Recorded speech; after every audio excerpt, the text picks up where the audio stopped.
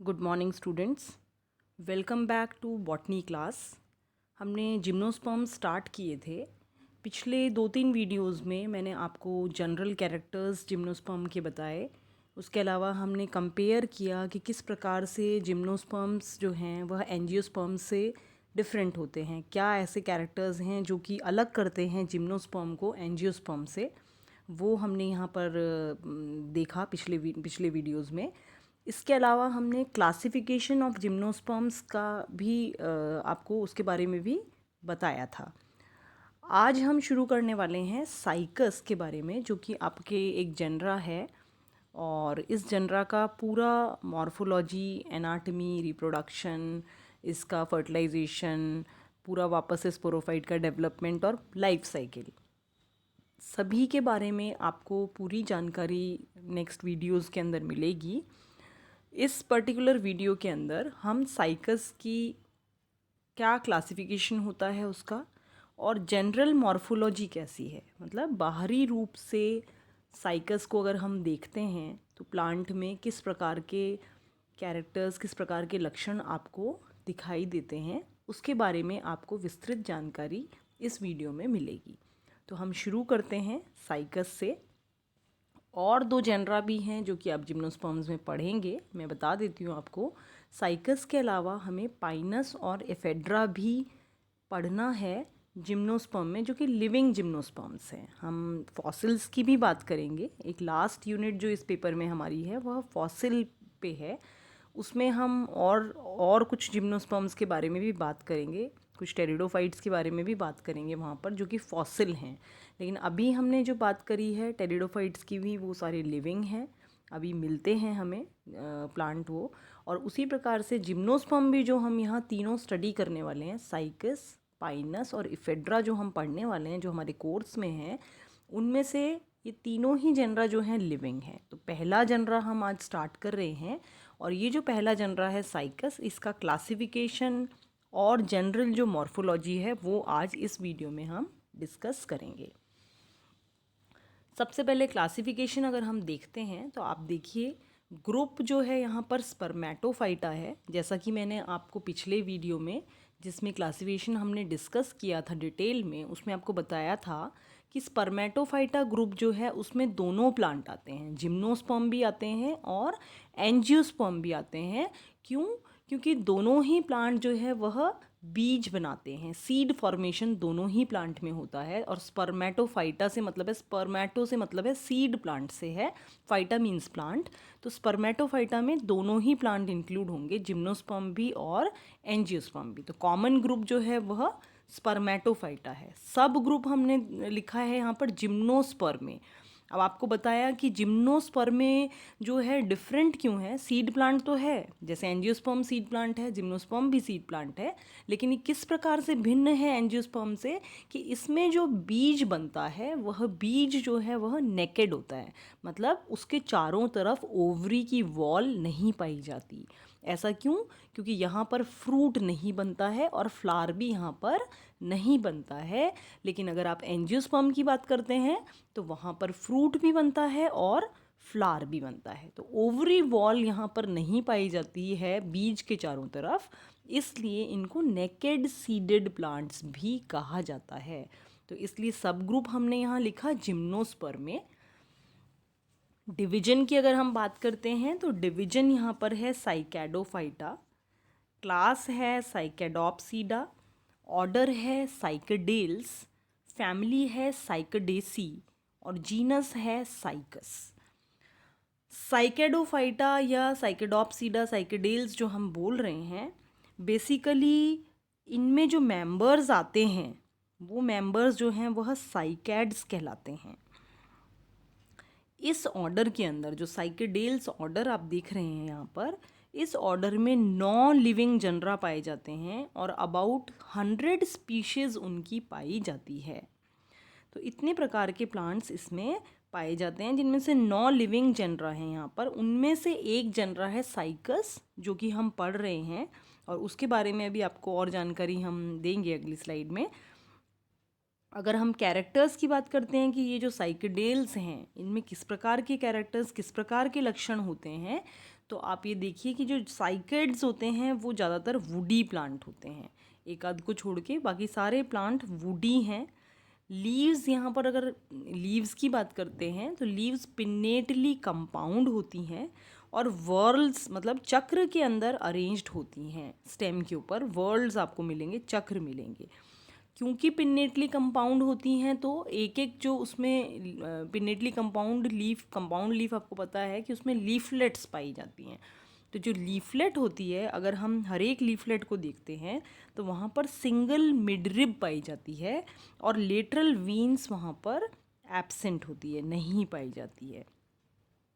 तो ये कुछ मुख्य लक्षण हैं जो कि साइकेडेल्स या साइकेडोप्सीडा, साइकेडोफाइटा के लक्षण हैं, जो कि आप जिससे कि प्लांट को पहचान सकते हैं कि वह साइकेडेल्स के अंदर है या साइकेडोफाइटा में है, साइकड प्लांट है। क्योंकि जैसे आप पाइनस पढ़ेंगे तो वो कोनीफेरस है, तो वो हम उस टाइम पे डिस्कस करेंगे। पाइनस जब पढ़ाएंगे आपको तो आप इफेड्रा पढ़ेंगे, नीटेल्स का मेंबर है, तो उनके भी कैरेक्टर्स लक्षण डिफरेंट हैं सारे जिम्नोस्पर्म, लेकिन वहाँ पर क्योंकि अलग अलग ऑर्डर में हैं, अलग अलग डिवीजन में हैं, तो कुछ ना कुछ कैरेक्टर्स में फ़र्क है, इसीलिए वो अलग डिवीजन में पाए जाते हैं या अलग ऑर्डर में पाए जाते हैं। तो यहाँ हमने डिस्कस करा साइकेडोफाइटा को, जहाँ पर हम बोल रहे हैं कि प्लांट्स ज़्यादातर वुडी होते हैं, लीव्स पिन्नेटली कंपाउंड होती हैं और जो लीफलेट्स हैं उनके अंदर मिडरिब पाई जाती है और लेटरल वीन्स जो हैं वह एब्सेंट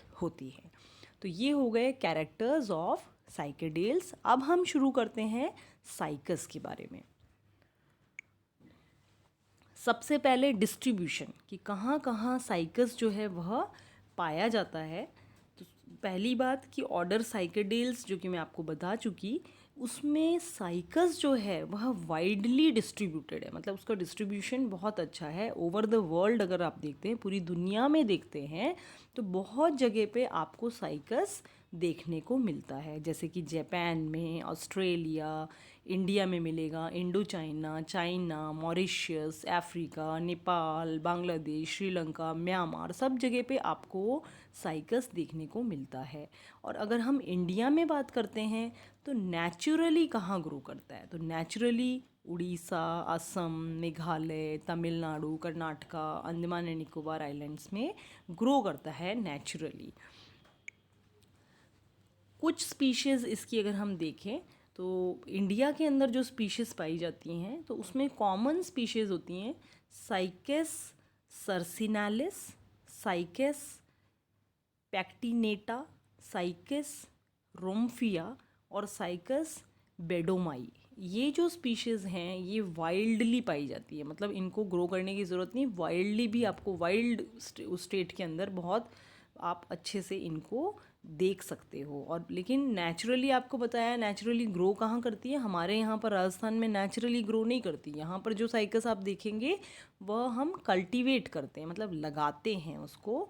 और कॉमनली वो जो स्पीशीज़ हमारे यहाँ पर मिलती हैं और कॉमनली जो ग्रो करी जाती हैं वो स्पीशीज़ हैं, रिवोल्टा है, साइकस रिवोल्टा, साइकस साइमेंसिस जो है, ये जो स्पीशीज़ हैं, इवन सर्सिनालिस भी हम कई बार देख सकते हैं यहाँ पर।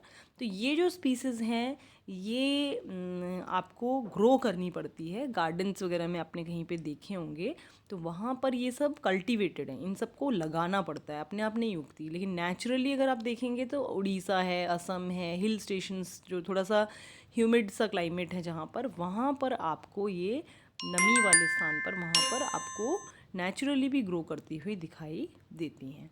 अब है कि साइकस रिवोल्टा को सागो पाम भी कहा जाता है और ये कॉमनली कल्टीवेटेड स्पीसीज है गार्डन्स में। तो कई बार ये पूछा जाता है, पाम नाम सुन के लोगों को पता नहीं चलता, स्टूडेंट्स समझ नहीं पाते, कंफ्यूज हो जाते हैं कि पाम है तो वो जिम्नोस्पर्म कैसे होगा। लेकिन इसको आम भाषा में सागो पाम का नाम दिया गया है। शॉर्ट क्वेश्चंस के अंदर बहुत बार पूछा जाता है कि सागो पाम किसे कहते हैं, तो वह है साइकस रेवुलूटा।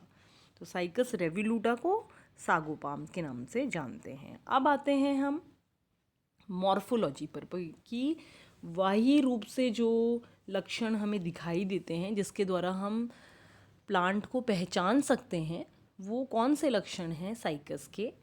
वो हम देखते हैं।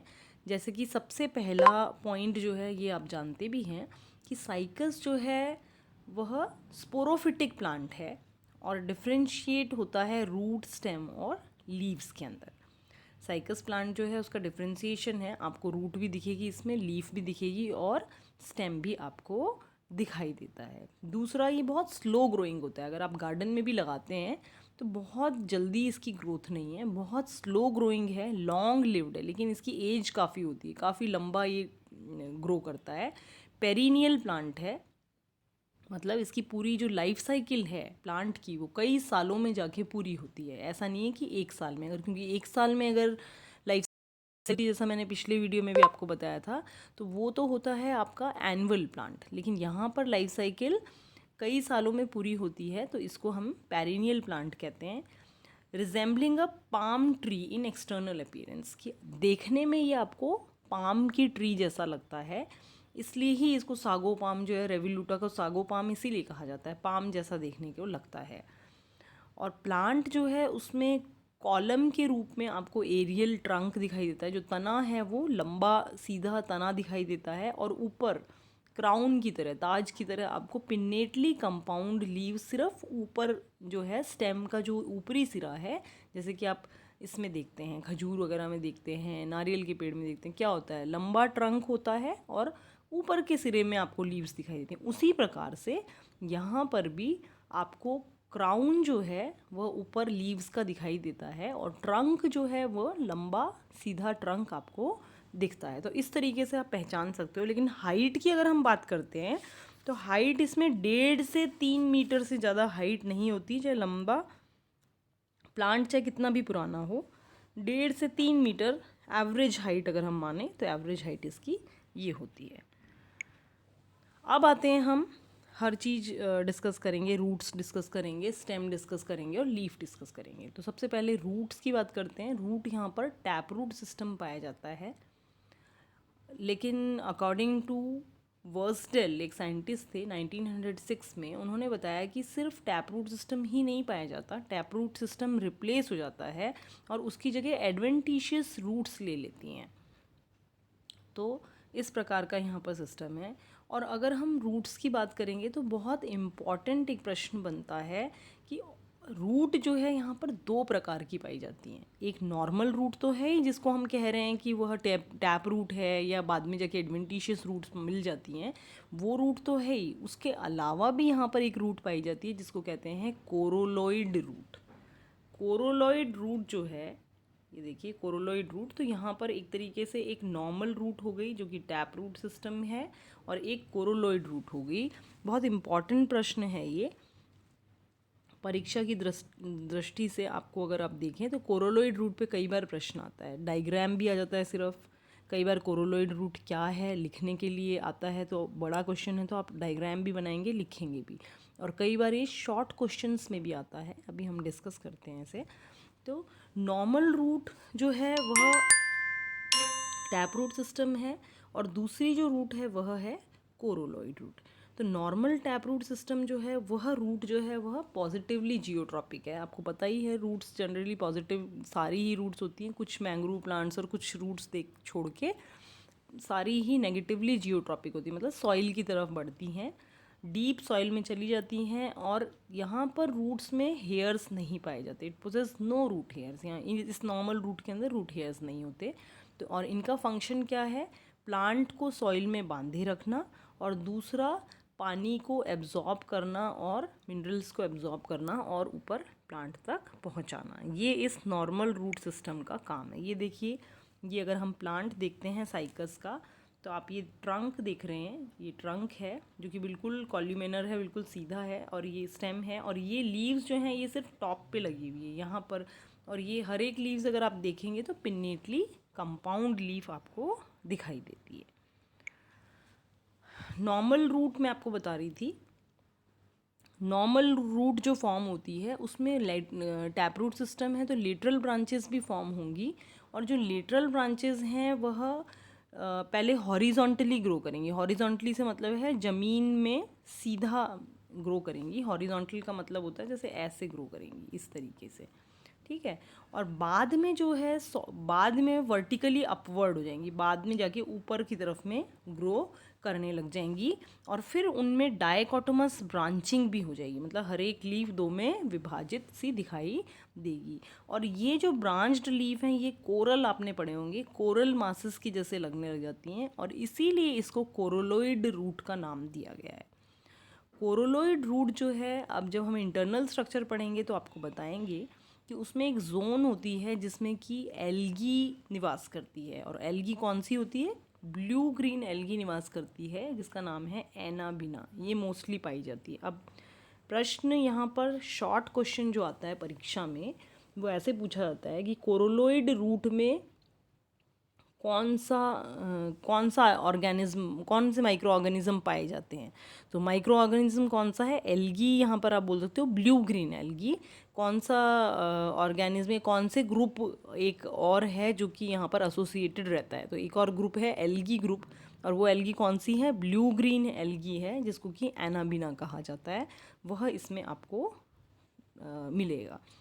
फिर आप देखिए सरफेस जो होता है कोरोलोइड रूट का वह रफ होता है, क्यों, क्योंकि उसमें अपर्चर्स छिद्र पाए जाते हैं, और ऐसा माना जाता है कि ये रेस्पिरेटरी होता है फंक्शन में। क्यों, क्योंकि ग्राउंड से ऊपर निकली हुई रूट हैं, जियोट्रॉपिकल उसमें देखें तो वर्टिकली अपवर्ड डायरेक्शन में आ रही है, नीचे की तरफ नहीं होके ऊपर की तरफ आ रही हैं। तो ऊपर की तरफ आ रही हैं, बाहर निकल रही हैं, इसका मतलब रेस्पिरेटरी फंक्शन उनका हो सकता है, उनमें छिद्र भी देखने को मिलते हैं। अब आते हैं हम स्टेम पे। अगर स्टेम की बात करते हैं तो स्टेम यहाँ पर थिक है, वुडी है, और यूजुअली अनब्रांच्ड होता है, जैसे कि आपने चित्र में भी देखा, स्टेम वुडी है, थिक है, और यूजुअली अनब्रांच्ड है। ट्यूबरस होता है जब यंग स्टेज में होता है, और ओल्डर स्टेज में आके कॉल्यूमिनर हो जाता है, कॉलम के जैसे लंबा बढ़ता है, इरेक्ट होता है, स्टाउट हो जाता है एट मैच्योरिटी। एरियल पार्ट्स जो हैं ट्रंक के वो कवर्ड रहते हैं by small and large rhomboidal leaf bases. जो एरियल पार्ट है, मतलब जो ऊपर आपको दिखता है, उसके ऊपर आपको छोटे छोटे से मार्क से दिखाई देते हैं, और वो मार्क किसके होते हैं, लीफ बेसिस के मार्क होते हैं, लॉन्ग और लार्ज और स्मॉल लीफ बेसिस जो होता है, वो अभी आप डायग्राम में मैं दिखाऊंगी आपको। These occur regularly in alternate bands, ये ऑल्टरनेट बैंड्स में पाए जाते हैं, जैसे कि पहले आपको लार्ज लीफ बेसिस दिखे देंगे, जो कि लीव्स भी यहाँ पर आपको मैं बताऊंगी कि दो प्रकार की होती हैं, foliage leaves and scaly leaves, अभी पढ़ेंगे हम। तो जो फोलिएज लीव्स हैं उनके जो मार्क्स हैं वो बड़े हैं in comparison to scaly leaves. तो स्केली लीव्स के मार्क्स छोटे होते हैं, और फोलिएज लीफ के मार्क्स जो हैं वह बड़े होते हैं। देखिए जैसे चित्र है, आप देखिए ये हैं फोलिएज लीव्स के स्कार्स, मार्क्स जो रह जाते हैं, बाद में लीव्स गिर जाती हैं, इस तरीके के मार्क्स रहते हैं। इसी तरीके से ये आप देख रहे हैं स्केली लीव्स के मार्क्स, तो ये कंपैरेटिवली थोड़े छोटे हैं, ये बड़े होते हैं। तो इस तरीके से आपको स्कार्स या मार्क्स जो हैं वह दिखाई देते हैं। अब आते हैं हम लीव्स के ऊपर। लीव्स, जैसा कि मैंने आपको बताया कि लीव्स यहाँ पर दो प्रकार की होती हैं, और दो प्रकार की लीव्स में एक प्रकार तो है ग्रीन लीव्स जो होती हैं वह असिमिलेटरी या फोलिएज लीव्स कहते हैं उनको, और दूसरी हैं स्केली लीव्स या कैटाफिल्स के नाम से भी जाना जाता है उन्हें। तो फोलिएज लीव्स जो हैं वो किस प्रकार की होती हैं, हरी होती हैं, लार्ज होती हैं, और पिन्नेटली कंपाउंड होती हैं। और पिन्नेटली कंपाउंड होने के साथ साथ स्पाइनी पेटियोल उसमें पाया जाता है, और बहुत लॉन्ग लार्ज रैचेस आप देखते हो। अब चित्र में अभी आपको मैं शो करती हूँ किस तरीके से दिखता है ये।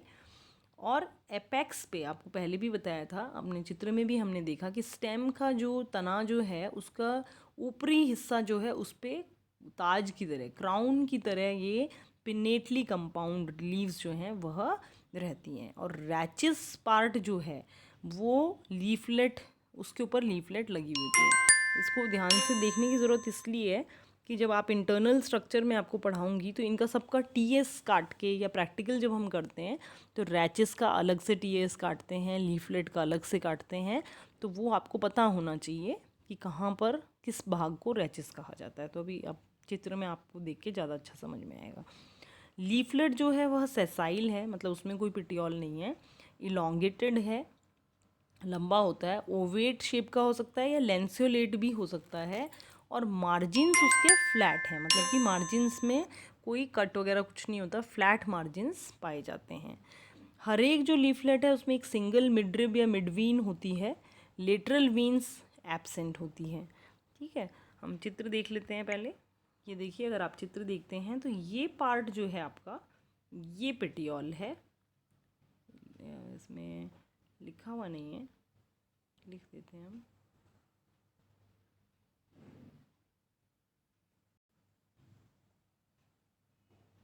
ये पार्ट पेटियोल है। ये पार्ट जो है जहाँ लीफलेट लगी हुई होती हैं वह है रैचिस। ये पार्ट आपका रैचिस है, और ये आप देख रहे हैं पिन्ना या लीफलेट। तो इस तरीके का आपको स्ट्रक्चर जो है एक लीफ का देख सकते हैं आप। और अगर एक एक लीफलेट की बात करते हैं तो हर एक लीफलेट जो है इसके अंदर आप देखिए कि हर एक लीफलेट जो है इसमें एक मिड वीन पाई जाती है। हर लीफलेट के अंदर आपको ये मिड वीन दिखाई दे रही है, ये मिड वीन है। कोई भी लेटरल वीन जो है यहाँ पर नहीं। मार्जिन्स देखिए आप, ये मार्जिन की बात अगर हम करते हैं, ये वाला मार्जिन है तो ये बिल्कुल फ्लैट है, इस पर किसी भी प्रकार का कोई मार्किंग वगैरह कुछ भी नहीं हो रखी। यंग लीव्स की बात करते हैं तो आप देखिए यंग लीव्स, ये कॉइल्ड लीव्स है, सर्सिनेट कॉइलिंग इसमें यंग लीफलेट्स में पाई जाती है। रैचेस जो है यंग लीफ में सर्सिनेट कॉइल्ड लीफलेट्स इसमें आप देख सकते हो। और सिंगल जो क्राउन है, हर उसका जो क्राउन है आपको every year single crown of leaf जो है वो दिखाई देता है। अब ये तो हो गया फोलिएज लीव्स के बारे में।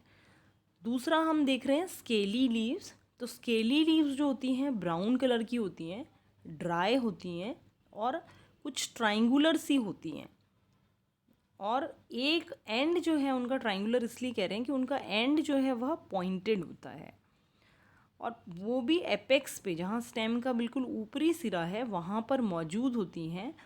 और हर एक जो लीफ है आप देखोगे उस पर बहुत सारे रेमेंटल हेयर्स पाए जाते हैं, छोटे छोटे हेयर्स भी उस पर पाए जाते हैं। तो ये ब्राउन कलर की होती हैं, इसलिए ये फोटोसिंथेसिस नहीं कर सकती, मतलब असिमिलेशन का काम नहीं कर सकती हैं। तो फिर फंक्शन क्या है इनका? इनका फंक्शन ये है, ये एपिकल जो मेरिस्टम होता है स्टेम में, जहाँ से कि ग्रोथ होती है, शूट की जो ग्रोथ होती है वो एपिकल मेरिस्टम के द्वारा होते हैं। आप थर्ड ईयर में पढ़ेंगे, एंजियोस्पर्म में मेरिस्टेम्स पढ़ेंगे। आप पढ़ना चाहें तो मेरा वीडियो अवेलेबल है थर्ड ईयर का, उसमें आप देख सकते हैं मेरिस्टेम्स क्या हैं। तो 2-3 प्रकार के मेरिस्टम्स होते हैं, वो मैंने वहाँ पर डिस्कस किए हैं। तो एपिकल मेरिस्टम जो है आपका, एपिकल मेरिस्टम ग्रोथ का पॉइंट आप मान सकते हो, एक तरीके से ग्रो करते हैं, वहाँ से ही शूट ग्रो करता है, या रूट में भी एपिकल मेरिस्टम जो है वहाँ से रूट ग्रो करती है। तो उसका फंक्शन है ग्रोथ का, तो उसको, उस रीजन को प्रोटेक्ट करने का काम जो है ये स्केली लीव्स करती हैं। तो और भी अदर जो एरियल पार्ट्स हैं या फिर जो आपका टिप है एक तरीके से एपिकल मेरिस्टम है, उसको बचाने का काम स्केली लीव्स करती हैं। और क्योंकि ब्राउन कलर की होती हैं इसलिए फोटोसिंथेसिस नहीं कर सकती हैं। तो यहाँ पर चित्र में आपको ये मैंने बता ही दिया कि ये एक रैचिस वाला, ये रैचिस है जिसके ऊपर की ये लीफलेट्स, यंग लीव्स बनी लगी हुई हैं। तो ये जब शुरू में खुलती हैं तो सर्सिनेट वेनेशन आपको दिखाई देता है। आशा करती हूँ आपको ये मॉर्फोलॉजी जो है साइकस का समझ में आया होगा, और आप बुक से भी इसको कंसल्ट कर सकते हैं। नहीं कोई चीज़ समझ में आती आप मुझे कमेंट बॉक्स में लिख के भेज सकते हैं, नहीं तो आप अलग से व्हाट्सएप पे भी मुझे पूछ सकते हैं। पढ़ाई आप करिए और इसको समझिए आप अपने बुक से। और जिन भी स्टूडेंट्स ने चैनल को नहीं सब्सक्राइब किया है वो प्लीज़ सब्सक्राइब करिए, ताकि हमें पता लगे कि हमारा जो वीडियो है आप सब तक पहुंच रहा है, आप उसको व्यू कर रहे हैं और अपनी पढ़ाई रेगुलरली कर रहे हैं। Thank you so much.